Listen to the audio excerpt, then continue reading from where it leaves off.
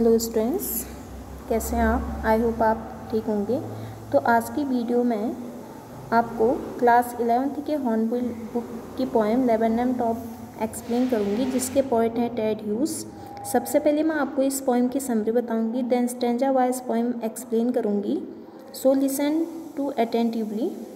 First of all, what is the meaning of laburnum and goldfinch. तो सबसे पहले laburnum और गोल्डफिंच की मीनिंग क्या है। तो लेबनम का मतलब है कि a short tree with hanging branches, yellow flowers and poisonous seeds. तो लेबनम जिसे अमलतास कहा जाता है, ओके, जो इसकी हैंगिंग ब्रांचेस हैं वो एक शॉर्ट ट्री वाला है। मीन्स की जो ये अमलतास का वृक्ष है, इस पे हैंगिंग ब्रांचेस होती हैं, येलो फ्लावर्स होते हैं और पॉइजनस सीड्स होते हैं। गोल्डफिंच जो है अ स्मॉल सिंगिंग बर्ड है, yellow feathers on its wings. तो इसके विंग्स पर येलो फेदर्स होते हैं, ओके, यानी कि इसके जो पंख होते हैं वो पीले होते हैं, तभी इसको गोल्डफिंच कहा गया है, जिसे सोन चिड़ी भी कहते हैं, ओके। तो देखिए अब लेबनम टॉप यानी कि अमलतास की चोटी। तो Ted Hughes he was an English poet and children's writer. तो टेड ह्यूज जो हैं इंग्लिश पोइट हैं और बच्चों के लेखक हैं, बच्चों के बारे में लिखते हैं। Summary of the poem, it is an afternoon of September. तो सेप्टेम्बर का आफ्टरनून का टाइम है। The top of the laburnum is silent. तो लेबनम का टॉप जो है यानी कि अमलतास की चोटी खामोश है, एंड कम्प्लीटली मोशनलेस, और कम्प्लीटली वो क्या है, मोशनलेस है। A gold Finch comes and goes inside of the tree. तो गोल्ड फिंच नामक चिड़िया यहाँ पर आती है और उस पेड़ के अंदर जाती है। Where her young ones are in the nest, जहाँ पर उसके यंग वंस जो हैं उसके छोटे छोटे बच्चे नेस्ट में होते हैं। सीइंग द गोल्ड फिंच, तो गोल्ड फिंच को देखकर the young ones make a series of short high pitched chattering sound. तो अपनी मदर यानी कि गोल्ड फिंच को देखकर वो यंग वंस जो है काफ़ी शोर शराबा करने लगते हैं, आवाज़ करने लगते हैं, चहचहाते हैं वो। The whole tree tumbles and thrills, तो पूरा वृक्ष जो है झूमने लगता है और पूरी तरह से झंकृत हो जाता है। She feeds her young ones to their fill, तो वो अपने यंग वंस को जो है फीड कराती है, जो अपनी वो बीक में लाई रहती है, ओके, क्योंकि मोस्टली बर्ड्स ऐसा करते हैं, जब उनके छोटे छोटे बच्चे होते हैं तो वो क्या करते हैं, अपने यानी कि उनकी जो मदर होती है उनके लिए जो अपने बच्चों के लिए खाना लाई रहती है तो वो उनको खिलाती है, ओके। तो इस तरह से गोल्ड फिंच भी अपने यंग वंस के लिए जो है क्या लाई रहती है, खाना लाई रहती है और उनको खिलाती है। Then she comes out of the tree, फिर वो उस ट्री से बाहर आ जाती है। And sits at a branch and, और फिर वो उस ब्रांच के एंड में बैठ जाती है। She flies away with strange and frightening soft sound towards the sky. तो फिर वो उस यानी कि फ्राइटनिंग सॉफ्ट साउंड और स्ट्रेंज के साथ जो है कहाँ उड़ जाती है, आसमान की ओर उड़ जाती है। Then the tree becomes a silent again, फिर से वो पेड़ क्या हो जाता है, खामोश हो जाता है, ओके। तो अब मैं एक्सप्लेन करूँगी स्टैंजा वाइज पोएम को, okay. The laburnum top is silent quite still, okay. तो लेबनम यानी कि अमलतास वृक्ष की चोटी क्या है, शांत है, ओके, बिल्कुल खामोश है, कोई पत्ती नहीं हिल रही है। In the afternoon yellow September sunlight, तो पतझड़ का मौसम है, सितंबर का महीना है, तीसरे पहर धूप बहुत पीली नज़र आती है, यानी कि सितंबर का महीना है और पतझड़ का मौसम है, ओके। तो आफ्टरनून के टाइम पे धूप बहुत कैसी दिखती है, येलो दिखती है। A few leaves yellowing all it's seeds fallen, अब वृक्ष की कुछ पत्तियाँ पीली पड़ रही हैं और उन पर जो है किसका इफेक्ट पड़ रहा है, यानी कि पतझड़ का, ओके। ऑटम सीजन चल रहा है तो पतझड़ का उन पर प्रभाव पड़ रहा है। ऑल इट्स सीड्स फॉलन, और इसके जो बीज हैं, ओके, यानी कि इस ट्री के जो सीड्स हैं वो सारे गिर चुके होते हैं, okay.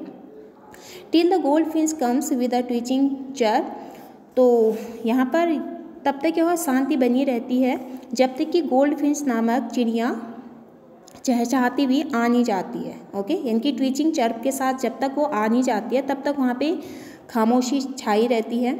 A sadness a stillness at a branch end, तो वो चिड़िया जो है सैडनेस यानी कि अचानक आती है और स्टालमेंट करती है। स्टालमेंट का मतलब है कि a feeling of sudden alarm, चौंकाने की भावना से वो आती है, सडन, और एट अ ब्रांच एंड, और उस टहनी के लास्ट में बैठ जाती है, यानी कि अंतिम सिरे पर, छोर पर वो बैठ जाती है।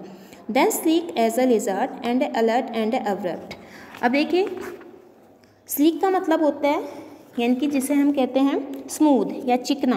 ओके, जैसे एक छिपकली होती है ना, छिपकली बिल्कुल क्या होती है, स्मूथ होती है, चिकनी होती है, वो कब रैंक कर जाती है पता नहीं चलता है। तो उसी तरह यहाँ पे गोल्ड फिंच भी, गोल्ड फिंच का कंपेयर जो है एक लिजार्ड के साथ किया गया है। Then sleek as a lizard, तब वो धीरे से एक छिपकली के समान रह कर आगे बढ़ती है। ओके, यानी कि then sleek as a lizard and alert and abrupt, तब वो उस छिपकली के समान आगे की ओर बढ़ती है, बिल्कुल अलर्ट एंड एब्रप्ट के साथ। सी एंटर्स द थिकनेस, फिर वो उस पेड़ के झुरमुट में अंदर को प्रवेश करती है। सी एंटर्स द थिकनेस। ओके, तो उस थिकनेस में वो क्या करती है, प्रवेश करती है। एंड मशीन स्टार्ट्स अप, अब वहाँ पे एक जो कार्य योजना है उसका प्रारंभ हो जाता है, क्योंकि गोल्ड फिंच वहाँ पर एंटर करती है तो वो मशीन क्या हो जाती है, स्टार्ट हो जाती है, शोर शराबा होने लगता है वहाँ पर उस ट्री में। Of chatterings and a tremor of wings and thrillings, जो चिड़िया हैं गोल्ड फिंच, उसके बच्चों का चहचहाना शुरू हो जाता है, वो चहचहाना शुरू कर देते हैं, चैटरिंग करते हैं। And a tremor of wings, और जो उसके यंग वंस के विंग्स हैं वो क्या करने लगते हैं, फड़फड़ाने लगते हैं, तो फड़फड़ाने का शोर होता है वहाँ पर उनके विंग्स का। एंड थ्रिलिंग्स, और वहाँ पे कलरव सुनाई देता है। ओके, थ्रिलिंग्स का मतलब होता है यानी कि vibratory sounds, specially rapid alternation of notes, यानी कि स्वर कंपन हम जिसे कहते हैं। ओके, तो वो थ्रिलिंग्स होती है वहाँ पे। The whole tree tumbles and thrills, तो पूरा पेड़ झूमने लग जाता है। ओके, इनकी the whole tree tumbles and thrills, तो पूरा पेड़ जो है झूमने लगता है एंड वो थ्रिल्स करता है। ओके, यानी कि थ्रिल्स का मतलब है कि एक सर्वत्र गतिशीलता का संचार हो जाता है वहाँ पर। It is the engine of a family, यह चिड़िया के परिवार का एक कार्य व्यापार है। ओके, यानी कि it is the engine of her family, उस गोल्ड फिंच बर्ड की फैमिली का वो एक इंजन होता है। सी स्ट्रोक्स इट फुल, तो उसे पूरी तरह वो झंगरित कर देती है। ओके, यानी कि सी स्ट्रोक्स इट फुल, स्ट्रोक्स मतलब होता है आपका जिसे कहते हैं हम, इनकी स्ट्रोक से मतलब पूरी तरह से झंगरित करना या फीड से सेटिस्फैक्ट्रीली, संतुष्टि से खिलाना। ओके, अगर वो अपने बच्चों को बहुत अच्छे से खिलाएगी तब वो पूरी तरह से क्या हो जाएंगे, यानी कि वो चीज़ वहाँ पर बिल्कुल खुशी का माहौल बन जाएगा। तो इसलिए सी स्ट्रोक से it full, then floods out to a branch end, तो फिर वो क्या करती है, वो पूरी तरह से झंगरित कर देती है। तब फिर पुनः फुदक कर वो क्या करती है, बाहर निकल के टहनी के छोर पर बैठ जाती है। Okay, then flats out to branch end, फिर वो बाहर निकलती है और उस ब्रांच एंड पर बैठ जाती है।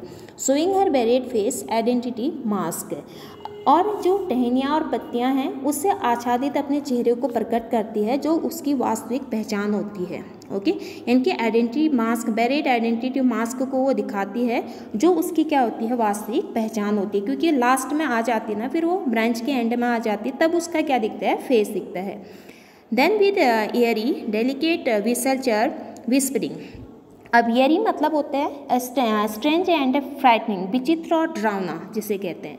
Okay, then with airy delicate whistle chirp whispering, तो पुनः तीव्र आवाज़ में फड़फड़ाती वो चिड़िया पूरी कुशलता के साथ ची ची करते हुए कहाँ उड़ जाती है, she launches away towards the infinite, infinite का मतलब है कि स्काई, यानी कि आसमान की ओर। ओके, तब वो चिड़िया क्या करती है, पुनः तीव्र आवाज़ में फड़फड़ाती हुई, ओके, विसल चर्प विस्परिंग के साथ वो क्या करती है, वो चिड़िया पूरी कुशलता के साथ चींची करते हुए एक स्ट्रेंज और फ्रैटनिंग तरीके से आगे की ओर बढ़ जाती है, बिल्कुल डेलिकेट से, डेलिकेट मतलब एक स्किलफुल तरीके से वो आगे बढ़ जाती है।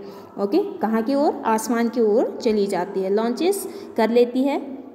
ओके, यानी कि उड़ जाती है। लॉन्चेस का मतलब है कि लॉन्चेस अवे का मतलब है कि उड़ जाना, टुवार्ड्स द इन्फिनिट, इन्फिनिट का मतलब है कि आसमान की ओर वो उड़ जाती है। And the laburnum subsides to empty, और जो लेबरनम का पेड़ है वो फिर से एक तरह क्या बन जाता है, एक साइलेंट हो जाता है, मतलब कि बिल्कुल फिर वो एक बार पुनः लेबनम का वृक्ष जो है अपनी निर्वता के आगोश में समा जाते हैं। ओके, पूरी तरह से वो खाली हो जाते हैं। ओके, तो सबसाइड्स टू एम्प्टी का मतलब है कि वीरान हो जाना, बिकम्स अ ब्लैंक, पूरी तरह से वो वृक्ष क्या पड़ जाते हैं, खाली पड़ जाते हैं।